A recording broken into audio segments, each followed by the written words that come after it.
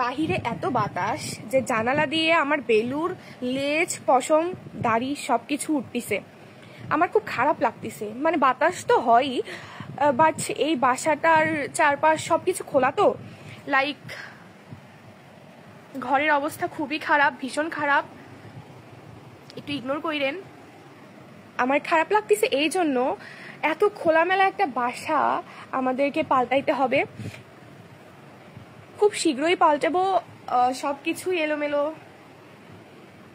আর যে বাসায় এরপরে উঠবো সেই বাসাটা এত খোলামেলা না, হ্যাঁ বাসাটা ভালো কিন্তু বড়সড়ও আছে, বাট এইভাবে একটা খোলা জায়গার ভিতরে একটা বাসা, লাইক যেদিকে চোখ যাবে সব দিকেই ফাঁকা, মানে আকাশ দেখা, বাতাস উপভোগ করা, বৃষ্টি উপভোগ করা, সব কিছুই যায় এই বাসাতে থেকে। এই বাসাতে আমরা প্রায় 10 মাসের মতন ছিলাম, সেপ্টেম্বরে উঠেছিলাম, এখন তো চলতেছে মে মাস। নিজের বাসা না হলেও এতদিন ছিলাম, একটা মায়া তো কাজ করবে, এটা স্বাভাবিক ব্যাপার। আকাশ, খোলা আকাশ, এই বাড়িতে থেকে আমি চাঁদ দেখতাম, শুয়ে শুয়ে চাঁদ দেখা যেত, শুয়ে শুয়ে সূর্য দেখা যেত, রোদ পড়তো শীতের সময়, বৃষ্টি উপভোগ করতাম, হাত বাড়ালেই বৃষ্টি, গাছপালা, একদম চট্টগ্রামের যে ভিউ, সারা জায়গা রাস্তা সব জুড়ে শুধু গাছপালা, কোনো বাসা নেই, অনেক দূরে দূরে ওই যে একটা বাসা, অনেক দূরে দূরে বাসা। আমার বেলুও তো প্রচুর উপভোগ করতো। এই তুই কোথায় যাস, মানে সুযোগ পাইলে সুযোগে সদ্ব্যবহার করতে হবে না।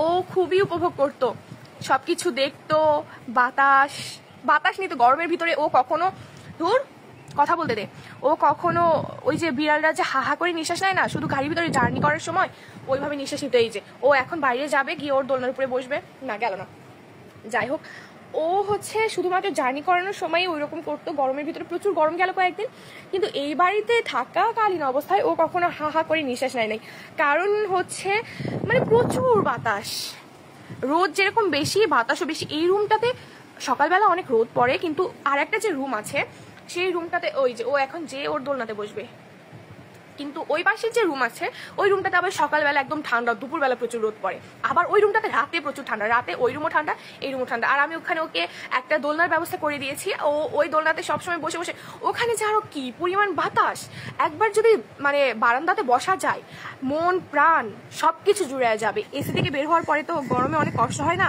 বাট এই বাতাসে আর কষ্টটা হয় না, মন প্রাণ একদম জুড়ে যায়। শুধু বাতাস বৃষ্টি এই সব কিছু না, তার সাথে আবার পাখির ডাক সকালবেলা, পাখির কিচিরমিচির সাউন্ড, সবকিছু ইচ অ্যান্ড এভরিথিং আমার খুবই ভালো লাগছে। আর এখানকার ছাদে গেলে তো আশেপাশে এই জানালা দিয়ে তো তাও টুকটাক বাসা বাড়ি দেখা যাচ্ছে, কিন্তু ছাদে গেলে পরে আর কোনো বাসা বাড়ি দেখা যাবে না। ছাদে তো পুরোটুকু শুধু আপনার চোখ যত দূর যাবে শুধু গাছপালা, বাতাস আর গাছপালা, মানে সবুজ সবুজ সবুজ, এত সুন্দর একটা ভিউ, এত সুন্দর একটা ভিউ।